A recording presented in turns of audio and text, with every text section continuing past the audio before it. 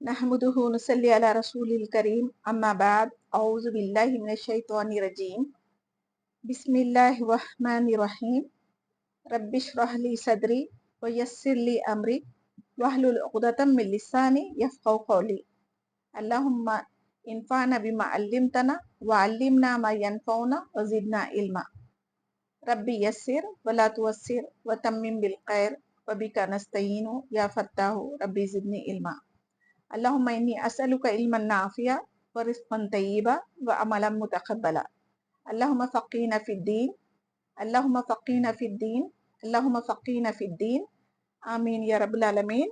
अस्सलामु अलैकुम व रहमतुल्लाहि व बरकातुहू। आज हम अल्लाह सुब्हानहू व तआला की तौफीक से सूरह बकरा शुरू करने वाले हैं। बकरा के माने क्या है? गाय के। इस सूरत में आगे चलकर गाय का किस्सा बयान किया गया है, इसी वजह से उस एतबार से इस सूरत का नाम बकरा रखा गया है। सूरह बकरा मदनी सूरत है। मदनी सूरत से क्या मुराद है? जो हिजरत के बाद मदीने मुनव्वरा में या उसके अतराफ में या फिर मक्के में भी क्यों नाजिल ना हो, वो मदनी सूरत कहलाती है। क्योंकि मैं पिछले सूरह फातिहा में बताई थी ना, जो सूरतें हिजरत से पहले नाजिल हुई वो मक्की सूरत कहलाती, और जो हिजरत के बाद नाजिल हुई वो मदनी सूरत कहलाती। और ये नुज़ूल के एतबार से ये मदनी दौर की इब्तिदाई सूरतों में से है, और इसकी कुछ आयतें हजतुल विदा के मौके पर नाजिल हुई है। बाज़ उलमा कराम कहते हैं कि इसमें 1000 खबरें, 1000 अहकामात और 1000 मुनहिमात है। अब हम सूरह बकरा की फजीलत देखते हैं। हदीस मुबारका में खास फजीलत बयान की गई है। जिस घर में सूरह बकरा पढ़ी जाए उस घर से शैतान भाग जाते हैं। सूरह बकरा कुरान की कुहान है और इसकी बुलंदी है। इसकी हर आयत के साथ 80,000 फरिश्ते नाजिल हुए थे, और बिलखुसूस आयतुल कुर्सी ये तो खास अर्श तले से नाजिल हुई थी। हजरत अब्दुल्ला बिन मसूद रजी अल्लाह तआला अन्हा का फरमान है कि जो शख्स सूरह बकरा की पहली 4 आयतें, आयतुल कुर्सी और उसके बाद की 2 आयतें और सूरह बकरा की आखिरी की 3 आयतें यानी जुमला 10 आयतें सुबह और शाम पढ़ लें तो इनको शैतान या किसी और चीज नुकसान नहीं पहुंचा सकती।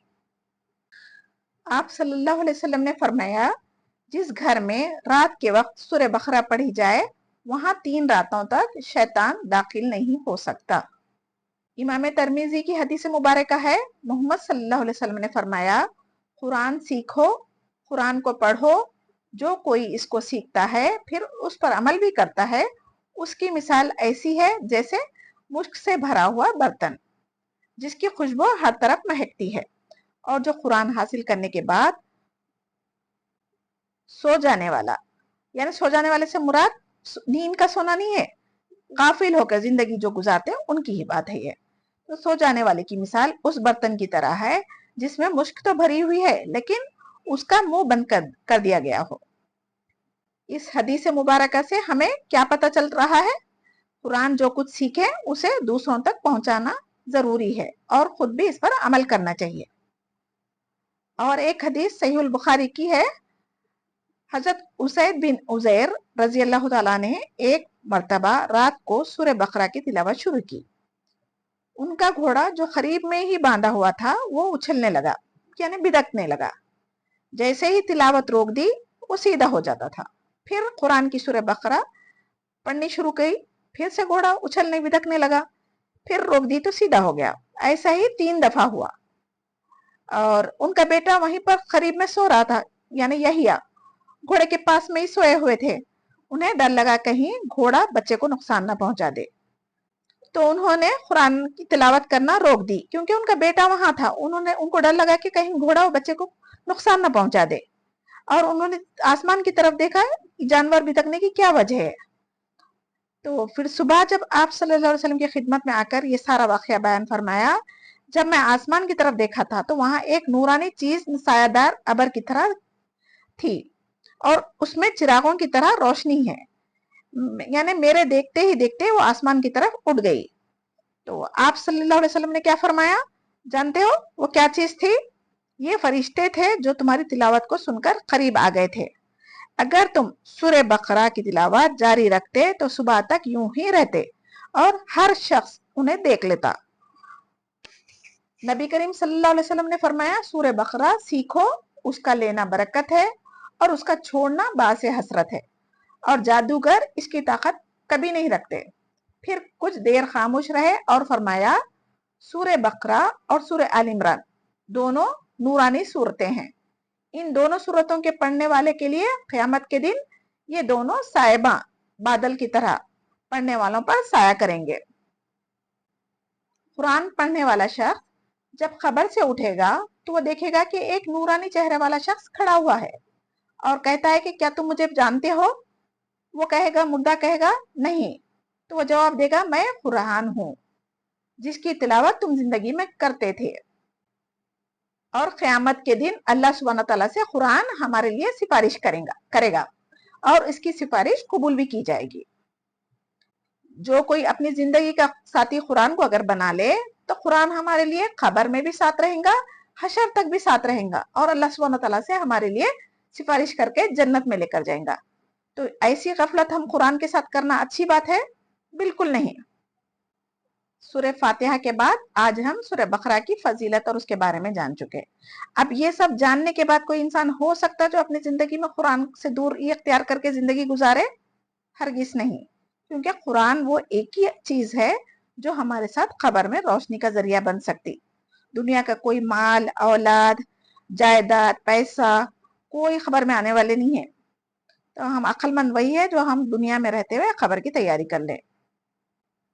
कुरान करीम में 7 लंबी सूरतें हैं जिसकी फजीलत बहुत ज्यादा है, उसमें से एक सूरह बकरा भी है।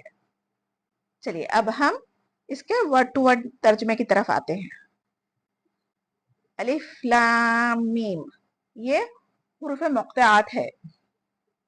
ज़ालिका वो, अल किताब किताब, ला नहीं, रैबा कोई शक, फीही इसमें, हुदन हिदायत है, लिल मुत्तकीन लिए मुत्तकीन के, अल्लज़ीना वो लोग जो, युमिनूना ईमान लाए, बिल गैबी साद गैब के, व युकीमूना और कायम किए, अस्सलात नमाज, व मिम्मा और उसमें से जो, रज़क़नाहुम रिज़्क़ दिया हमने उनको, युनफिकून वो खर्च करते हैं, वल्लज़ीना और वो लोग जो, युमिनूना ईमान लाए हैं, बिमा साथ उसके, उनजिला नाजिल किया गया, इलैका आप सल्लल्लाहु अलैहि वसल्लम की तरफ, वमा और जो, उनजिला नाजिल किया गया, मिन क़ब्लिका आप मिन से क़ब्लिका आप से पहले, आप सल्लल्लाहु अलैहि वसल्लम से पहले, वबिल आखिरती और आखिरत के, हम वो, युकीनून यकीन करते हैं, यकीन रखते हैं, उलाइका यही, अला ऊपर, हुदन हिदायत है, मिर रब्बिहिम उसके रब की तरफ से, उनके रब की तरफ से, व उलाइका और यही लोग, हम वो, अल मुफलिहून कामयाबी पाने वाले। तो आज हम 5 आयतों का वर्ड टू वर्ड तर्जुमा करें अल्हम्दुलिल्लाह। अब हम इसकी तफसीर की तरफ चलते हैं। सूरह बकरा की सबसे पहली आयत क्या है? अलिफ लाम मीम ये हुर्फ मुक़त्तआत है। मुक़त्तआत का माने क्या है? खता करके पढ़ना, यानी अलहदा अलहदा पढ़े जाने वाले हुरूफ। आप सल्लल्लाहु अलैहि वसल्लम ने फरमाया, अलिफ एक हर्फ है, लाम एक हर्फ है और मीम एक हर्फ है, और हर हर्फ पर एक नेकी और एक नेकी का अजर 10 गुना से लेके अल्लाह सुब्हानहू व तआला अपनी शान के मुताबिक अता कर सकता है।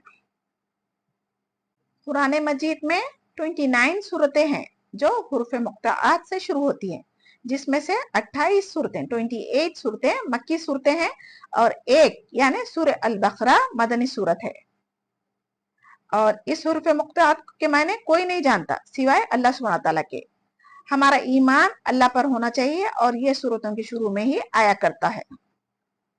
ये क्यों आया कुरान में अल्लाह आलम, लेकिन बाज़ उलमा का कहना है कि अरबों की जबान अरबी थी और आज भी है, और नबी करीम सल्लल्लाहु अलैहि वसल्लम की زبان بھی عربی تھی اور وہ عرب سے تعلق رکھتے تھے.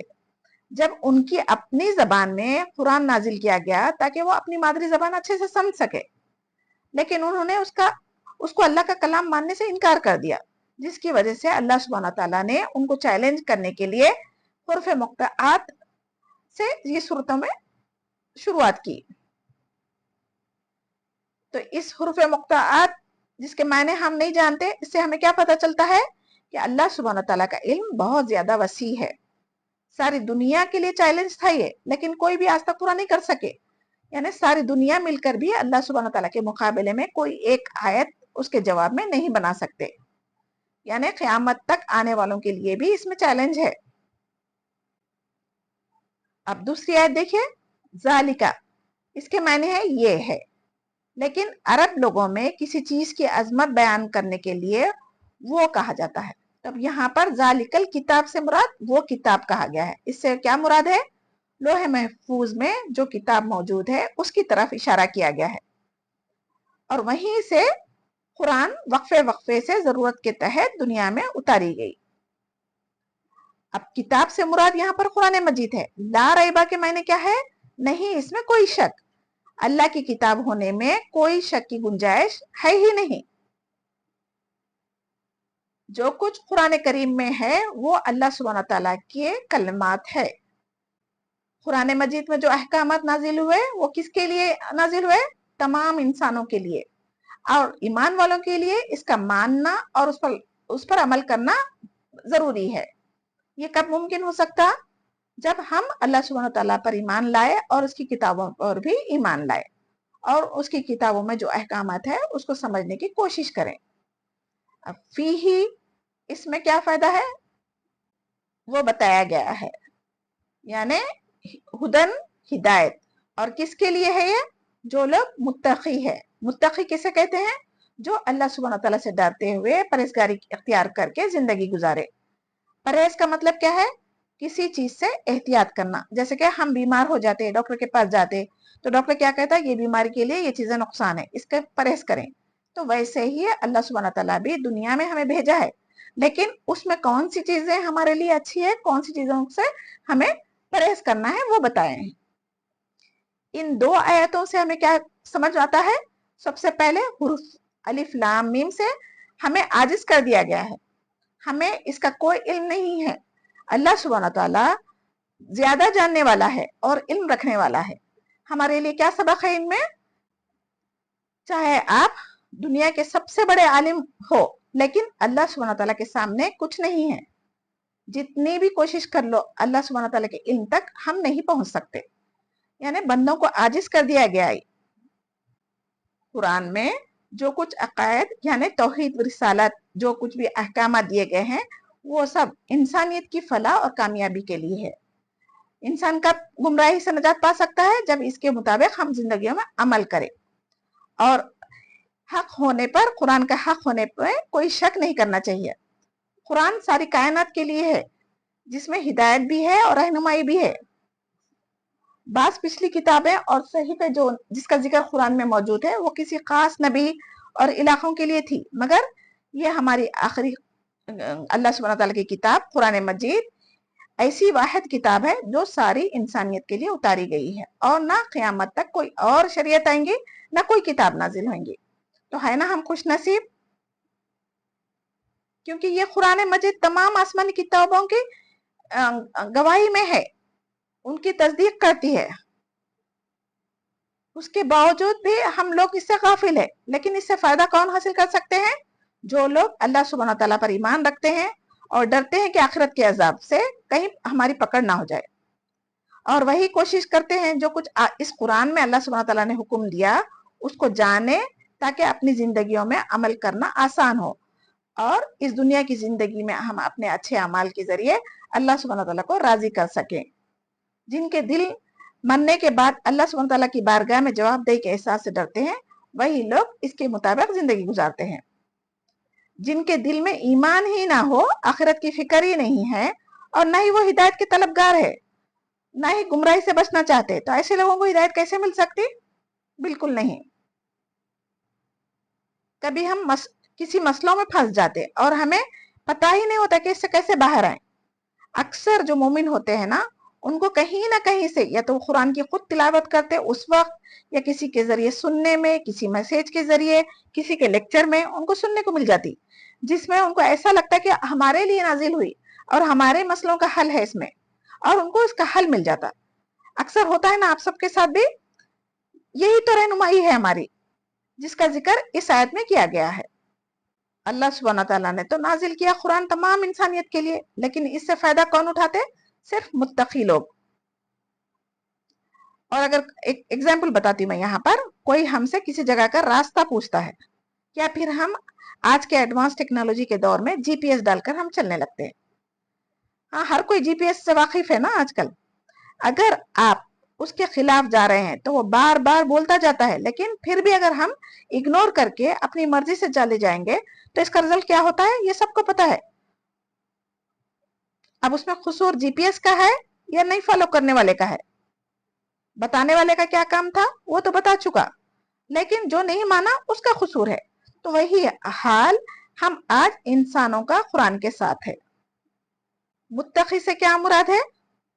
तकवा इख्तियार करना, शऊर के साथ जिंदगी गुजारना। मिसाल के तौर पर, अगर आप किसी ऐसे रास्ते से गुजर रहे हो जिसके दोनों तरफ कांटेदार दरख्त है और रास्ता बहुत ही तंग है, तो आप वहां से कैसे गुजरेंगे? अपने आप को बचाकर, अपने कपड़ों को समेट कर आहिस्ता से निकलने की कोशिश करते हैं, है ना?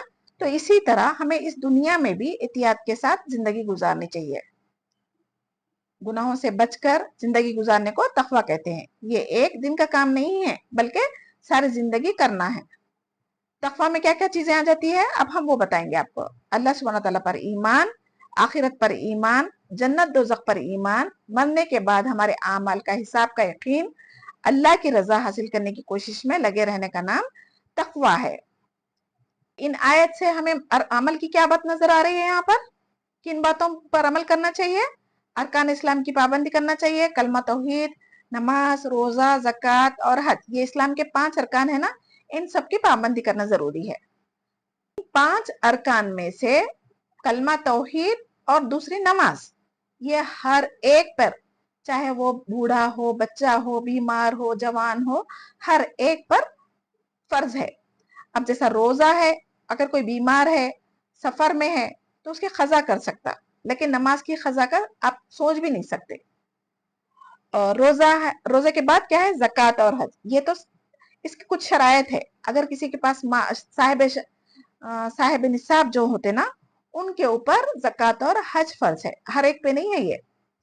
जो कुछ भी हम इबादतें जैसे नमाज, रोजा, सदका, खैरात करते हैं, उस पर कभी भी गुरूर तकब्बुर ना करें, बल्कि हमें कबूल हुए या नहीं हुए उसकी फिक्र करनी चाहिए, क्योंकि अक्सर हम अपने अमाल को रियाकारी, तकब्बुर की वजह से जाया कर देते हैं। तो तकवा जिसके पास होता, वो लोग यही डर में रहते कि हमारी नेकियां कबूल हुई या नहीं हुई।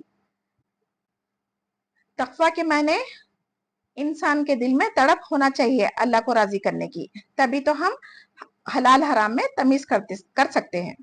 यानी हलाल कमाई से कमाकर अपने बच्चों का खर्चा उठाना, झूठ से बचना, धोखाबाजी ना करना, चोरी चुगली, झूठ, गीबत, जीना, कत्ल, गारतगिरी, धोखेबाजी, ये तमाम चीजों से बचते हैं। तकवा, जिसके पास तकवा है वो लोग इससे बचने की कोशिश करते हैं। कुरान की चंद सूरतों को वजीफे के तौर पर पढ़ लेना काफी नहीं है, बल्कि कुरान की तिलावत हर दिन करनी चाहिए, चाहे वो 2 आयत ही क्यों ना हो। उसको समझकर मानों पर गौर फिक्र करते हुए तदब्बुर के साथ पढ़ना चाहिए, तभी हम अपने अखलाक कुरान के मुताबिक कर सकते हैं, वरना जाहिलों की तरह जिंदगी गुजारेंगे। जाहिलों में और जानवरों में क्या फर्क है? वो दुनिया में आते, जिंदगी गुजारते, फिर मौत हो जाती, चले जाते। तो अक्लमंद वही है दुनिया में रहते हुए आखिरत की तैयारी करें। और आज हम कुरान के इल्म से दूरी की वजह से अंधी तकलीदों में गुमराह हो जा रहे हैं। तो हमें क्या चाहिए? अब अपनी इस्लाह करना है तो कुरान की समझ जरूरी है। अल्हम्दुलिल्लाह, आज प्लग एंड प्ले फाउंडेशन की तरफ से कुरान की तालीम हासिल करना बिल्कुल फ्री और आसान तरीके से रखा गया है, जिससे आप सब फायदा उठा सकते हैं। बस हमें क्या चाहिए? यहाँ पर अपना वक्त निकालें, मेहनत करें, कोशिश करें, दुआ करें। आप बार बार दुआ करते जाएंगे ना तो अल्लाह सुब्हानहू व तआला आपका सीना खोल देगा कुरान के लिए। अब मैं ये बताना चाहूंगी कि हम सूरह फातिहा में इहदिना सिरातल मुस्तकीम पढ़े थे ना, उसका क्या मायने थे? या अल्लाह हमें हिदायत दे सीधे रास्ते की, मांगे थे ना। तो अल्लाह सुब्हानहू व तआला उसके फौरी बाद सूरह बकरा में क्या किया? उसका जवाब दिए, यानी वो तमाम चीजें बयान कर दी जिससे हमें हिदायत मिल सकती है और सीधा रास्ता। अब हम आयत 3 देखेंगे, उसमें अल्लज़ीना युमिनूना बिल गैब, इससे क्या मुराद है? जो लोग गैब पर ईमान लाते हैं। ईमान से मुराद दिल से यकीन और जबान से इकरार करना है। इसमें क्या क्या चीजें आ जाती? वो तमाम उमूर गैब जिनको इंसान नहीं देख सकता, जैसे अल्लाह सुब्हानहू व तआला की जात, मगर यकीन है कि कोई ऐसी हस्ती है जो इस कायनात को पैदा किया और उसको चलाने वाली है। फरिश्तों पर ईमान लाना, जन्नत और दोजख पर ईमान लाना, आसमानी किताबों पर ईमान लाना, रसूलों पर ईमान लाना, वही इलाही पर ईमान लाना, जन्नत दोजख पर ईमान लाना, क़यामत के दिन पर यकीन रखना, अज़ाब क़ब्र का यकीन रखना, तकदीर पर ईमान रखना, यानी नफा नुकसान का मालिक सिर्फ अल्लाह सुब्हानहू व तआला को जानना। ये तमाम चीजें ईमान का हिस्सा है। जजा और सजा का भी यकीन रखना। इन चीजों में से किसी एक का भी अगर इनकार करे तो वो कुफर है जो इंसानों को गुमराही की तरफ ले जाती है। सबसे पहले हम अल्लाह ताला के तमाम नाम, उसके सिफात के साथ ईमान रखना, और उसके बाद तमाम रसूलों और पैगंबरों पर ईमान रखना, यानी उनकी गिनती हम नहीं जानते, सिर्फ कुरान में 25 पैगंबरों का जिक्र है। अल्लाह आलम टोटल कितने पैगंबर, कितने नबी, कितने रसूल आए वो हम नहीं जानते। फरिश्तों पर ईमान रखना, जिसमें से 4 मुकर्रब फरिश्ते हैं जिसको हम सब जानते हैं। ये फरिश्ते अल्लाह सुब्हानहू व तआला के मुकर्रर कुदा ड्यूटी अंजाम देते हैं। जैसे हजरत जिब्राइल अलैहिस्सलाम का काम क्या था? वही लाना। और हजरत मीकाईल अलैहिस्सलाम का काम क्या है? रिस्क देना, बारिश बरसाना। और हजरत इजराइल अलैहिस्सलाम का काम क्या है? रूह कब्ज करना बंदों की। और इसराफील अलैहिस्सलाम का काम क्या है? वो अपने मुंह में सूर पकड़े हुए हैं, जब ऐसे ही अल्लाह सुब्हानहू व तआला का हुक्म होगा वो क़यामत के दिन उसमें सूर फूकेंगे। यानी मीकाईल अलैहिस्सलाम ये रिस्क तकसीम करने पर मुकर्रर है। रिस्क में क्या क्या आ जाता? बारिश, बारिश अगर होंगी तो अनाज उगेगा ना, तो बारिश, अनाज वगैरह ये सब आएगा। और जिब्राइल अलैहिस्सलाम आदम अलैहिस्सलाम के बाद से नबी करीम सल्लल्लाहु अलैहि वसल्लम तक जितने भी रसूल नबी आए उन पे आसमानी किताबें बजरिए वही के उतारने पर मुकर्रर थे। इस पर भी हमारा ईमान है, होना जरूरी भी है। और इजराइल अलैहिस्सलाम ये मौत का फरिश्ता है जो इंसानों की रूहें कब्ज करने के लिए मुकर्रर है। चाहे हमारे सामने ही कई इंसानों को मरते हुए हम देखे हैं, मगर आप किसी को कोई फरिश्ता नजर आया नहीं ना, मगर यकीन है हमारा। और एक मिसाल देखिए, जब माँ प्रेग्नेंट होती, जब बच्चा पहले नुतफा रहता, तो नुतफा से जो स्टेजेस है वो आज साइंस भी उस पर रिसर्च कर रही है। नुतफा से अलका, मुज़ग़फ़ा, इज़ामा, लहमा, ये जो स्टेजेस है उसमें एक वक्त ऐसा आता है, मेरे ख्याल में 12 वीक्स जब होते प्रेगनेंसी के, तब उसमें रूह फूकी जाती एक फरिश्ते के जरिए। तो क्या आज तक कोई माँ उस फरिश्ते को देखा है या महसूस किया है? नहीं ना, लेकिन हमारा ईमान है। तो माँ के इस अंधेरे पेट में कौन बच्चे की नशोनुमा करता? इस बेजान गोश्त में रूह कौन डालता है? ये सब अल्लाह सुब्हानहू व तआला के हुक्म से फरिश्ते ही करते हैं। तो इसीलिए हमारा यकीन है ना इस पे, यही ईमान है फरिश्तों पर। हजरत इसराफील अलैहिस्सलाम, इनकी ड्यूटी सूर फूंकने के लिए मुकर्रर की गई। जैसे ही अल्लाह सुब्हानहू व तआला का हुक्म होगा, वो सूर अपने मुंह में लिए हुए रेडी है, तो जैसे ही हुक्म होगा वो उसमें फूंक मारेंगे। और ये कब होगा? क़यामत के वक्त। इस पर भी हमारा ईमान है। हम इंसान के साथ भी 2 फरिश्ते हैं, किरामन कातिबिन, जो हमारे नेक और बद आमाल लिखने पर मुकर्रर है। क्या हम कभी उन्हें देखे या महसूस किए? नहीं, लेकिन यकीन है कि हमारे नामा अमाल लिखे जा रहे हैं। तो ये भी क्या है? ईमान फरिश्तों पर। तो ये सब ईमान गैब पर है, जबकि हम देख नहीं सकते, लेकिन ईमान तो है। अल्लज़ीना युमिनूना बिल गैब के बाद युकीमूना सलाता कहा गया है। अब इसका क्या मतलब है? नमाज को कायम करो। सबसे पहला हुक्म इबादत में किस चीज का दिया गया? नमाज का। नमाज यानी कायम करना किसको कहते हैं? सबसे पहले नमाज जब हम पढ़ना चाह रहे हैं, तहारत का ख्याल रखना चाहिए, कपड़ों का पाक होना चाहिए, जगह का पाक होना चाहिए, ताउस पढ़ना चाहिए, वजू करना, किबला रुख होना, वक्त की पाबंदी के साथ अदा करना, नियत यानी इरादा करना। ये नमाज शुरू करने से पहले ये सारी चीजों का एहतिमाम करना चाहिए। फिर जब नमाज शुरू करते हम, तब क्या करना है? यानी सना पढ़ना है, सूरह फातिहा, कोई और जमी सूरा पढ़ना, रुकू सिजदे सुन्नत के मुताबिक करना, उसमें अल्लाह सुब्हानहू तआला की बड़ाई, हम्दो सना करना। फिर कायदा है, उसमें क्या है? अतहियात, दुआ है, दुरूद इब्राहिम का पढ़ना, ये सब जरूरी है। ये सब कौन कर सकते हैं? जिसको आखिरत पर ईमान हो, जो सजा जजा से डरता हो और उस पर यकीन रखता हो, वही अपनी नमाजों को खुशू खुजू के साथ अदा करते हैं। वरना नमाज मुनाफिकिन भी पढ़ा करते थे, जबकि मुनाफिकों की जगह कहाँ है? जहन्नम के सबसे निचले तबके में जाने वाले हैं ये। अल्हम्दुलिल्लाह, पिछली क्लास में हम सूरह फातिहा का तर्जुमा और तफसीर सीख चुके। तब अल्लाह सुब्हानहू तआला की तौफीक से जब हमें कुरान समझ में आ रहा है, तो जब हम नमाज में सूरह फातिहा पढ़ेंगे, तो मानों को तसव्वुर करते हुए, दिमाग में रखते हुए, जहन में रखते हुए पढ़ा करें। इससे आपको दो फायदे कम से कम जरूर होंगे। वो क्या है? नमाज में जो हमारे ख्यालात इधर उधर भटकते ना, वो नहीं भटकेंगे, क्योंकि हमारे दिमाग में इसके मायने तसव्वुर किए जा रहे होते।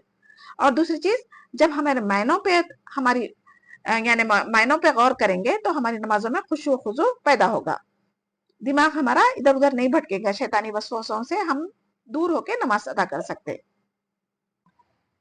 नमाज ये मामूली चीज नहीं है, बल्कि नमाज को अल्लाह सुब्हानहू तआला वही के जरिए भी नहीं उतारा, लेकिन मेराज की रात आप सल्लल्लाहु अलैहि वसल्लम को अपने पास आसमानों पर बुलाकर तोहफे के तौर पर दी गई है, जिसकी हिफाजत करनी चाहिए। अगर आपको कोई तोहफा दे दे, आपकी बेस्ट फ्रेंड तोहफा दे दे, तो आप किस तरीके से संभाल संभाल कर रखते?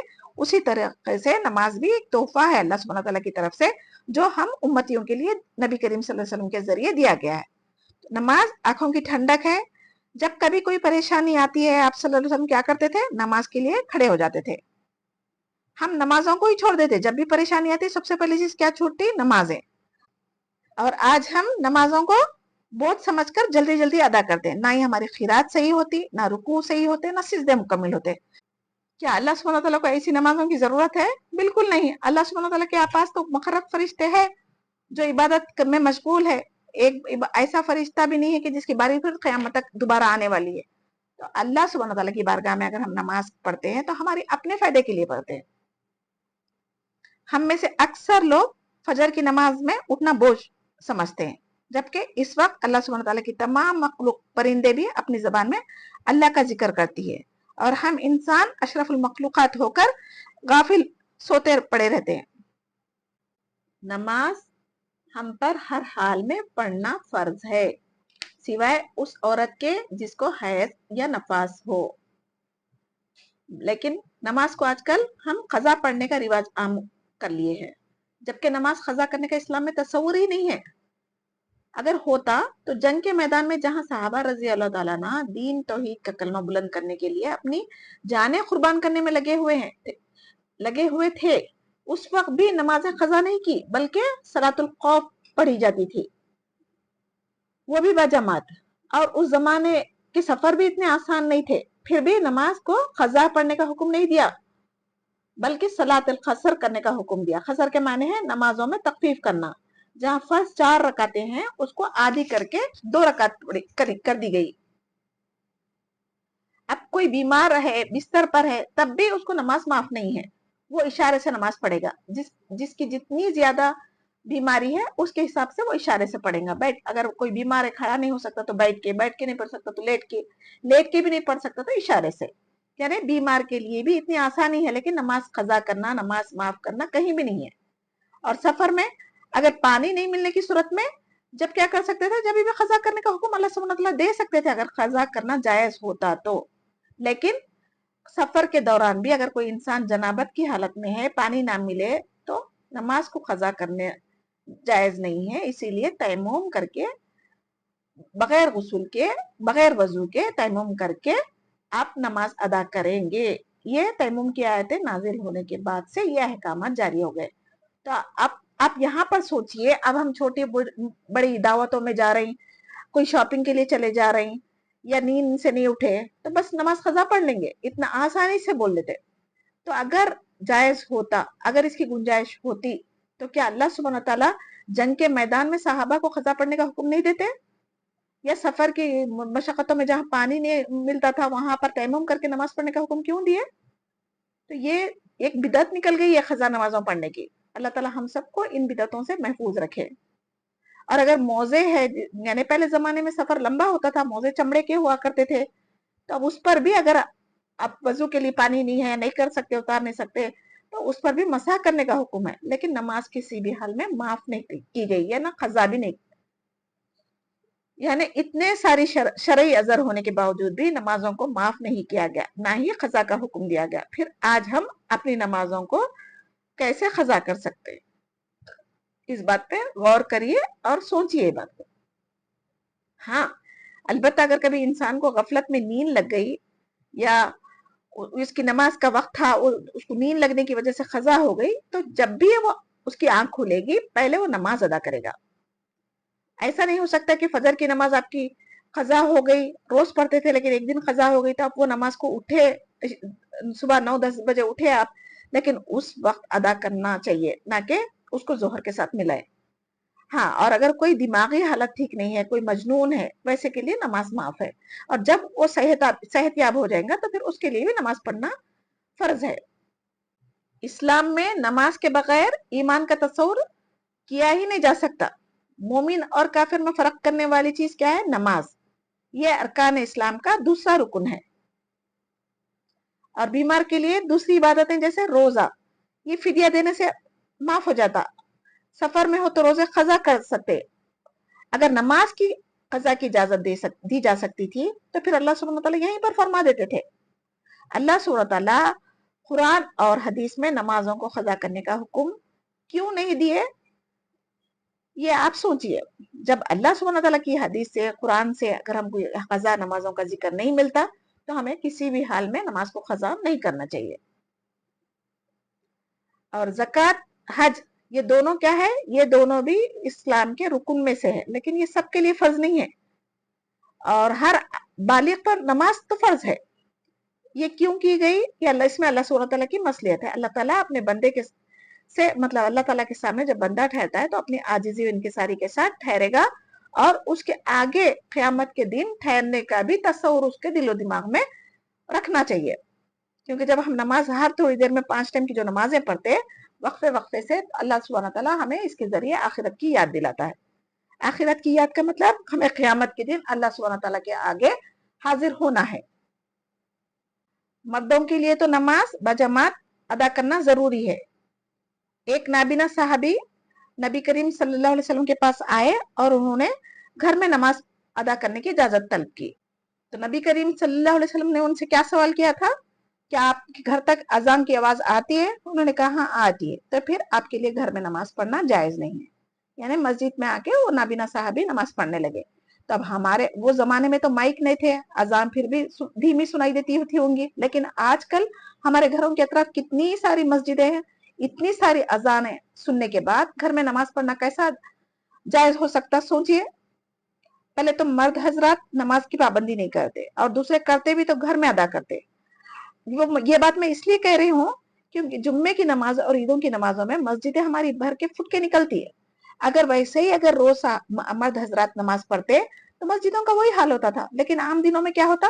مسجد کی 1 صف 2 صف بھی نہیں بھرتی. تو اس کا مطلب ہے چاہے یا تو وہ گھر میں نماز پڑھتے یا تو پڑھتے نہیں. عورتوں کو اللہ تعالیٰ یہ گھروں کی ذمہ داری، بچوں کی ذمہ داری، بوڑھے ماں باپ کی ذمہ داری، یہ سب کی وجہ سے نماز جماعت سے پڑھنے کا حکم فرض نہیں کیا، ورنہ ہمارے لیے مشکل ہو جاتی تھی. عورتوں کے لیے اللہ سبحانہ تعالیٰ کتنی مہربانی فرمائی، کتنی رحمتیں اللہ سبحانہ تعالیٰ کی ہم عورتوں پہ، لیکن اتنے ہی ہم عورتیں ناشکرے ہوتے جاتے.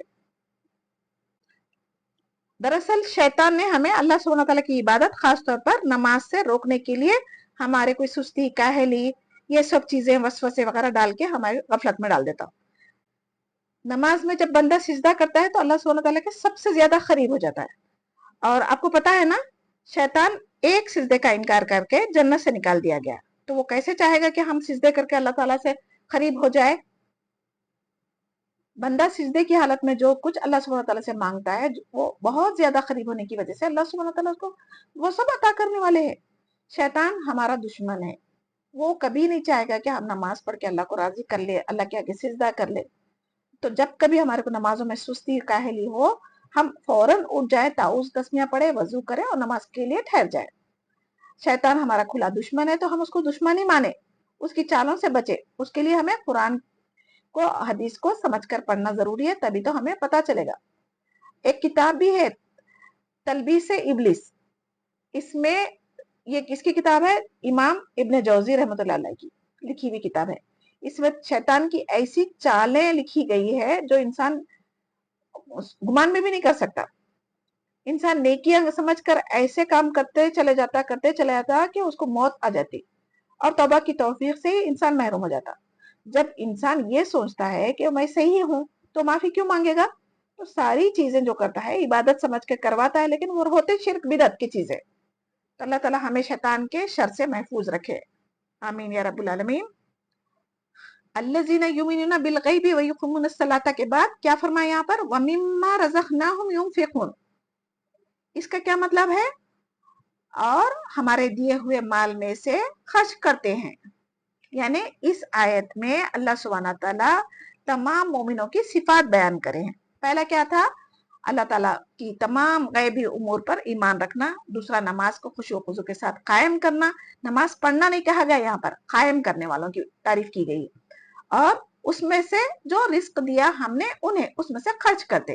तो रिस्क में क्या क्या आ जाता है? यहाँ पर सिर्फ खाना पीने की चीजें नहीं है, रिस्क में बहुत वसी मायने हैं इसके, जिसमें से माल, दौलत, औलाद, यानी अल्लाह सुब्हानहू व तआला की दी हुई सलाहियतें। जो कुछ हमारे पास माल है वो हमारा नहीं है, बल्कि अल्लाह सुब्हानहू व तआला ही ने हमें अता किया है। उसमें से कुछ माल सदका खैरात करने का हुक्म दिया है। जिसके पास माल ना हो वो क्या कर सकता है? जैसे कि नमाज है, यानी फजर की नमाज के बाद जो कोई अगर इशराक की नमाज पढ़े, उसके 360 बोन्स का सदका अदा हो जाता है। ऐसे ही यानी जो साहिब इस्तिताअत है उनके लिए सदका वाजिबा यानी ज़कात है। सदका नाफिला क्या है? जो नफिल सदके हम दिया करते, फकीरों को दिया करते, रिश्तेदारों को हमदर्दी में दिया करते, वो सब नफिल सदकात है। यानी हम जैसा बैंक में अपने पैसे जमा करके बेफिक्र हो जाते हैं ना, महफूज हो गए बोलकर, सो सदका खैरात भी जो करते हैं हम, ये सब जाया नहीं हो रहा, बल्कि अल्लाह सुब्हानहू व तआला के पास महफूज हो रहा है। और इसको अल्लाह सुब्हानहू व तआला बड़ा चढ़ाकर अपनी शान के मुताबिक क़यामत वाले दिन अजर देगा। यानी अहले ईमान ये दोनों में कोताही नहीं करते। ये सिफात मोमिनों की इस आयत में बयान की गई है। यानी अल्लाह सुब्हानहू व तआला हम मोमिनों की सिफात और तारीफ की है इस आयत में। अगर दुनिया में कोई हमारी तारीफ कर दे तो हम कितना खुश हो जाते हैं और तारीफ करने वाले का शुक्रिया अदा करते रहते हैं। यहाँ अल्लाह सुब्हानहू व तआला मोमिनों की तारीफ की है, तो हम इसको आज तक समझे ही नहीं, तो फिर शुक्र अदा कहाँ कर सके? नहीं ना। तो अल्हम्दुलिल्लाह आज हम ये आयत को समझ चुके, तो अल्लाह सुब्हानहू व तआला की जो जो नेमतें हैं उस पर हम शुक्र अदा करना चाहिए। जो हमें उम्मत मुस्लिमा में पैदा किया, ये सबसे बड़ी नेमत है अल्लाह सुब्हानहू व तआला की। जो कुछ माल हम अपने माँ बाप पर, अहले अयाल पर खर्च करते हैं अपनी औलाद के लिए, वो सब खुश दिली से करना चाहिए। वो सदका है जिसका अजर हमें आखिरत में जरूर मिलेगा, बल्कि दुनिया में भी मुसीबतें टालता है। जो माँ बाप अपनी सारी जिंदगी की मेहनत की कमाई औलादों के आला तालीम दिलवाने के लिए लगा देते, खर्च कर देते, वहां कुछ औलाद माँ बाप को बुढ़ापे में बोझ समझने लगती है। ये क्यों हो रहा है आज के जमाने में? इसमें हम माँ बाप का ही कसूर है, हम औलाद को दोषी नहीं दे सकते। माँ बाप का कसूर क्या है यहाँ पर? औलाद चाहे वो लड़का हो या लड़की, इस्लाम में दोनों बराबर है। और औलाद हमारे लिए नेमत है और औलाद अमानत भी है। क़यामत के दिन हमसे नेमतों का भी सवाल किया जाएगा और अमानतों का भी हिसाब लिया जाएगा। अगर हम माँ बाप उनकी तरबियत पहले कुरान व हदीस की तालीमात से करें, फिर दुनिया की आला से आला तालीम दिलवाएं, तभी वो आपके लिए सदक़े जारिया बन सकते हैं और उम्मत मुस्लिमा का नाम रोशन कर सकते हैं। आज अफसोस के साथ कहना चाहती हूँ, आज हमारी औलादें गैर कौम की अंधी तकलीद में इतना आगे बढ़ चुके हैं, निकल चुके हैं कि वो खुद को मुसलमान कहने से भी डरते हैं। नाउज़ बिल्लाह। अभी भी हमारे पास वक्त है। अल्लाह के लिए कुरान व हदीस को समझकर पढ़ें, अपनी इस्लाह करें اور اپنی اولادوں کی نسلوں کی حفاظت کرے. یعنی صدقے کی اہمیت معلوم ہو گئی نا آپ کو. پچھلی کلاس میں بھی میں بتا چکی مرنے والا کیا چاہیں گا اگر اس کو دنیا میں دوبارہ بھیجا جائے گا تو وہ صدقہ کر کے آئیں گا. وہ کوئی اور جسمانی عبادت یا مالی عبادت کا نہیں بلکہ صدقے کا اللہ سبحانہ وتعالیٰ سے سوال کرے گا. اس آیت سے ہمیں کیا سبق مل رہا ہے؟ قرآن مجید ہمارے پیارے رسول محمد صلی اللہ علیہ وسلم پر نازل ہوئی جو یہ آخری آسمانی کتاب ہے. اب قیامت تک اس پر عمل کرنا ہر مرد عورت پر فرض ہے، چاہے وہ مسلم ہو، کافر ہو، سکھ ہو، چاہے کچھ بھی ہو جائے. یہ ساری انسانیت کے لیے ہے. جب قیامت کے قریب حضرت عیسیٰ علیہ السلام دنیا میں آئیں گے وہ بھی اسی قرآن کی شریعت پر عمل کریں گے، جبکہ ان کو انجیل دی گئی تھی. لیکن قرآن کے آنے کے بعد اب کسی کو حق نہیں ہے کہ وہ پچھلی کتابوں پر عمل کرے یا اس کی تلاوت کرے. جب سے دنیا بنی ہے آدم علیہ السلام سے لے کر آخری نبی محمد صلی اللہ علیہ وسلم پر جتنی بھی کتابیں پچھلے انبیاء پہ نازل ہوئی وہ صحیفے ہے یا قرآن کی شکل میں ہے، جو کچھ بھی ہے ہم اس وقت موجود تھے نہیں اور نہ ہی ہم جانتے، نہ اپنی آنکھوں سے دیکھے ان کتابوں کو. لیکن ہم ان پر ایمان کس وجہ سے رکھتے ہیں؟ کیونکہ ہمارا ایمان قرآن میں ہے. یہ آیت ہے تو ایک آیت لیکن اس میں ایک مومن کے لیے کیا کیا کوالٹیز ہونا چاہیے وہ سب بیان کی گئی ہے. تو امید ہے آپ سب کو یہ بات سمجھ میں آئے گی. چلیں اب ہم آیت نمبر 4 دیکھتے ہیں. والذین یؤمنون بما انزل الیک وما انزل من قبلک وبالآخرۃ هم یوقنون. اب یہ اس سے کیا مراد ہے؟ اور جو لوگ ایمان لاتے ہیں اس پر جو آپ صلی اللہ علیہ وسلم کی طرف اتارا گیا اور جو آپ سے پہلے بھی اتارا گیا، اور وہ آخرت پر بھی یقین رکھتے ہیں. جیسا کہ میں بتا چکی اللہ سبحانہ تعالیٰ پر ایمان رکھنے کے بعد کیا ہے؟ وہ اللہ تعالیٰ کی نازل کردہ کتابوں پر ایمان رکھنا. اب ہمارے لیے تو ایمان رکھنا تمام آسمانی کتابوں پر ضروری ہے، عمل کرنا صرف قرآن مجید پر ہے. جیسے 4 بڑی کتابیں ہیں جو قرآن میں جس کا ذکر ہے. تورات جو حضرت موسیٰ علیہ السلام پر نازل ہوئی، زبور حضرت داؤد علیہ السلام پر نازل کی گئی، اور تیسری انجیل جو حضرت عیسیٰ علیہ السلام پر نازل کی گئی، اور چوتھی اور آخری کتاب قرآن مجید ہے. تو ان کتابوں کے بارے میں پہلے بتا چکی. ان سب پر ایمان ہمارا ہے لیکن عمل صرف قرآن پہ ہوگا کیونکہ یہ انسانوں کی ہدایت کے لیے دی گئی ہے. اس آیت میں بھی امت محمدیہ صلی اللہ علیہ وسلم کی تعریف کی گئی ہے جو قرآن پر ایمان رکھتے ہیں اور جو کچھ آپ صلی اللہ علیہ وسلم سے پہلے انبیاء پر نازل ہوا ان سب پر بھی ایمان رکھتے اور آخرت کے دن پر بھی یقین رکھتے. یقین کا مطلب کیا ہے؟ یقین ایمان سے زیادہ ہے، یہ جو بنا دیکھے دل سے یقین کرنا اور اس پر عمل کرنا. اگر ہم آج غیر قوم سے ہم جیسے یہود نصارہ کے ساتھ میں اٹھنا بیٹھنا یہ سب ہے، اگر ہم ان سے بولیں گے کہ تم لوگ غلط ہے ہماری کتاب صحیح ہے تو لڑائی جھگڑے ہو جاتے. تو ان کو ہم ایک حکمت سے کیا کہہ سکتے؟ ہاں ہم مانتے ہیں تورات زبور انجیل یہ سب آسمانی کتابیں ہیں اور جو کچھ آسمانی کتابیں اور رسول ہے پچھلے ہم ان سب پر ایمان رکھتے ہیں. لیکن آپ لوگوں کے پاس جو کتابیں ہیں وہ اصلی حالت میں نہیں ہے موجود. یہود و نصارہ کے علماء نے اس میں تحریف کر دی ہے جس کی وجہ سے اس کی تلاوت کرنا منسوخ ہو گیا اور اس کے احکامات پر عمل کرنا بھی جائز نہیں ہے. ہم ان کی کتابوں کو ہماری کتابوں کے ساتھ جو کمپیئر کرنے والی آیتیں ہیں اسی کے ذریعے ان کو ہم سمجھا سکتے. اگر آپ ڈائریکٹ بول دیں گے کہ تم لوگ غلط ہے تو ہر کسی کو غصہ آتا چاہے وہ غلط بھی ہو. اگر ایک سمجھانے کا طریقہ ہے حکمت کے ساتھ ان کو سمجھایا جائے کہ آپ کی اور ہماری کتابیں اللہ تعالیٰ ایک ہے اسی کی طرف سے نازل کردہ ہے لیکن اس میں انسانوں نے تحریف کر دی ہے، اپنے من مانی آیتیں اس میں داخل کر دی ہے. تو اسی وجہ سے اللہ سبحانہ تعالیٰ قرآن کی حفاظت کا ذمہ خود لیا ہے اور قیامت تک کوئی بھی قرآن مجید کا ترجمہ تفسیر بدل سکتا ہے لیکن اس کی کسی بھی آیت کو دنیا کے کسی بھی کونے میں آپ لے کے دیکھ لیں اس کی کوئی آیت میں رد و بدل نہیں پائیں گے آپ. جبکہ ان کی کتابوں میں انڈیا میں دیکھ لیں ایک گھر میں دیکھ لیں کئی قسم کی بائبلز ہے کئی قسم کی تورات ہے تو جس کی وجہ سے ہمارے لیے اس پر اب عمل کرنا جائز نہیں ہے. اب قیامت تک تو کوئی نبی آئیں گے نہیں تو جو کچھ بھی ہے ہمیں قرآن پر ہی ساری کائنات میں جتنے بھی لوگ ہیں جتنے بھی انسان ہیں ان سب کے لیے قرآن ہی ایک واحد ذریعہ ہے جو ان کو قیامت کے دن عذاب سے بچا سکتی ہے اور ہدایت کا راستہ دکھا سکتی ہے. اب اللہ سبحانہ تعالیٰ کی وحی اور رسالت کا سلسلہ محمد صلی اللہ علیہ وسلم پر ختم کر دیا گیا ہے. آپ کو اسی لیے خاتم النبیین کہتے ہیں. ورنہ اللہ سبحانہ وتعالی یہاں پر بتا دیتے تھے کہ آنے والی کتابوں پر بھی ایمان لاؤ. جیسے کہ یہود و نصارہ کو علم دیا گیا تھا کہ آگے ایک نبی آنے والے ہیں اور ایک کتاب آنے والی ہے. تو ان لوگوں کو تو انتظار تھا، لیکن وہ عرب میں پیدا ہونے سے، نبی کریم صلی اللہ علیہ وسلم کو نبوت دی جانے سے ان لوگوں کو کیا تھا کہ یہ ہماری نسل میں سے تمام انبیاء ہے تو آخری نبی بھی ہماری نسل میں سے ہی ہوں گے. لیکن جیسے ہی وہ ان کی نبوت ان سے چھین کے، ان کی خاندان سے، ان کی سرکشی کی وجہ سے ان کے خاندان سے چھین کے اللہ سبحانہ تعالیٰ نے بنی اسماعیل میں دے دی. یعنی بنی اسماعیل مکے میں تھے نا، تو عرب میں آنے کی وجہ سے نبی کریم صلی اللہ علیہ وسلم کو جب نبی بنایا گیا تو انا کی وجہ سے، تکبر کی وجہ سے، غرور کی وجہ سے ان لوگوں نے اس کی سرکشی کری، اس پر ایمان نہیں لائے. ختم کا مطلب کیا ہوتا ہے؟ سیل. خاتم النبیین بولتے نا ہم، آپ سب نے سنا ہوگا جب کبھی ہم کسی آفیشیل لیٹر کو دیکھتے ہیں تو اس پر سیل یا اسٹامپ کہاں پر موجود ہوتا ہے؟ جہاں لیٹر کا موضوع ختم ہو رہا ہو.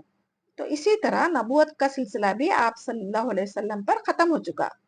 قیامت سے پہلے اگر مہدی علیہ السلام اور عیسیٰ علیہ السلام آئیں گے تو بھی وہ اپنی شریعت پر نہیں بلکہ شریعت محمدیہ صلی اللہ علیہ وسلم پر، یعنی قرآن کی تعلیمات پر ہی عمل کریں گے.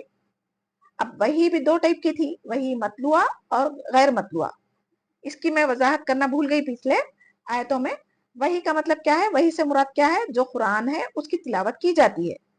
وہی غیر مطلوعہ سے کیا مراد ہے؟ حدیث جس کی تلاوت نہیں کی جاتی لیکن ان دونوں پر عمل کرنا ہم پر فرض ہے. قرآن کو مہمین کہا گیا ہے، یہ نگہبان ہے تمام پچھلی آسمانی کتابوں کا. یہ کس لیے کہا گیا ہے؟ کیونکہ ہم تو وہ زمانے میں تھے نہیں، نہ ہم موسیٰ علیہ السلام کو دیکھے، نہ داؤد علیہ السلام کو دیکھے، نہ عیسیٰ علیہ السلام کو دیکھے. لیکن ان کی کتابوں کے بارے میں، ان کی امتوں کے بارے میں، ان کی جو زندگی گزر چکی اس کے بارے میں ہمیں کہاں سے پتا چلتا؟ قرآن مجید سے. تو یہ قرآن مجید ان تمام کتابوں کے بارے میں ہمیں بتا رہی ہے، تو اس کا مطلب ہے وہ نگہبان ہے. چلیں اب آیت نمبر 5 میں دیکھیں، اولئک علی ھدی من ربہم واولئک ھم المفلحون. یہاں پر اللہ سبحانہ وتعالیٰ کیا بتا رہے ہیں؟ یہی لوگ اپنے رب کی طرف سے ہدایت پر ہے اور یہی لوگ فلاح اور نجات پانے والے ہیں. اب اس سے کیا مراد ہے؟ اس آیت میں اللہ سبحانہ وتعالیٰ اہل ایمان کی تعریف فرمائی ہے جو ایمان لانے کے بعد تقوی اور عقیدہ توحید پر قائم رہتے ہیں. دنیا کی زندگی اصل زندگی نہیں ہے بلکہ آخرت کی زندگی اصل زندگی ہے. اس کو کامیاب بنانے کے لیے، رضا الہی کے لیے، اس کی طلب میں، اس کی رحمت میں اور اس کی مغفرت کی طلب میں زندگی گزارتے ہیں. صرف زبان سے کلمہ پڑھ لینے سے مسلمان نہیں ہو جاتے، یا مسلمان گھروں میں پیدا ہونے سے جنت کے حقدار اپنے آپ کو نہ سمجھے، بلکہ جنت حاصل کرنے کے لیے ہم نے سورہ فاتحہ میں اہدنا الصراط المستقیم کہا تھا نا، اس کے جواب میں یہاں پر کوالٹیز بیان کی گئی ہے. تو کس طریقے سے ہمیں یعنی صراط المستقیم پر چل کر جنت کا راستہ ہم پا سکتے، وہ بتایا گیا ہے. جو کوئی ان 5 آیتوں کی تعلیمات پر عمل کر لے گا وہ اصل کامیاب ہے، یعنی وہ فلاح پائیں گے اور دوزخ سے نجات پائیں گے. اصل کامیابی تو وہی ہے نا جو دوزخ سے بچا کر جنت میں داخل کر دیا جائے. تو ہم تو دنیا کی کامیابی کو سب سے بڑی کامیابی سمجھتے ہیں. آج کل ہم لوگ دنیا کی تعلیم کے لیے دن رات محنت بھی کر رہے ہیں، لاکھوں روپے بھی خرچ کر رہے ہیں اور سمجھتے کہ یہ ڈگری مل جائے گی تو اس سے ہم ڈبل کما لیں گے. یعنی ان کا مقصد کیا ہے؟ صرف پیسہ کمانا. اور قرآن کی تعلیمات حاصل کرنے کے لیے ہمارے پاس وقت بھی نہیں ہے، اس کے لیے 1500 روپے بھی خرچ کرنا ہمارے لیے بہت زیادہ لگتے. اور تعلیم بھی اس کی فری دی جا رہی ہے، پھر بھی قرآن کا علم سیکھنے سے ہم لوگ پیچھے ہٹتے، ہمارے پاس وقت نہیں ہوتا. یعنی آپ کے پاس کیا گارنٹی ہے دنیا کی ڈگری حاصل کرنے کے بعد آپ اس کو استعمال کر کے دنیا میں زندہ بھی رہیں گے، اس سے پیسہ بھی کمائیں گے یا صحت مند رہیں گے؟ بلکہ کوئی جان سکتا ہے کیا؟ کسی کو امید ہے؟ جبکہ قرآن کے علم سیکھنے میں جو ایک ایک سیکنڈ لگا رہے ہیں وہ کبھی ضائع نہیں ہوگا. جو قرآن کو دنیا کا ساتھی بناتا ہے اس کے لیے قرآن قبر سے لے کے حشر تک ساتھی بنے گا. اور ایسا دنیا کے دوستوں کی طرح ساتھی نہیں، بلکہ یہ ساتھی اللہ سبحانہ تعالیٰ سے ہماری سفارش کرے گا، ہمارے لیے جھگڑا کرے گا اور ہمیں جنت میں داخل فرمائے گا. آج کل کے تو دوست مطلب ہی ہے، جب تک ہمارے پاس پیسہ ہے ہمارے آگے پیچھے رہیں گے، جب ہمارا پیسہ ختم ہو جائے گا کوئی ہم کو پلٹ کے بھی نہیں دیکھتا. تو ہم یعنی کون سی عقل مندی ہے ہماری کہ ہم دنیا کے پیچھے اپنی آخرت خراب کر لیں؟ क्या है दुनिया की कोई डिग्री जो हमें यकीन दिला सके या गारंटी दे सके कि जन्नत में दाखिल कराएंगे? बिल्कुल नहीं। मैं यहाँ पर दुनिया की तालीम के खिलाफ बात नहीं कर रही हूँ। ये तालीम हमें चंद दिन के लिए काम आएगी।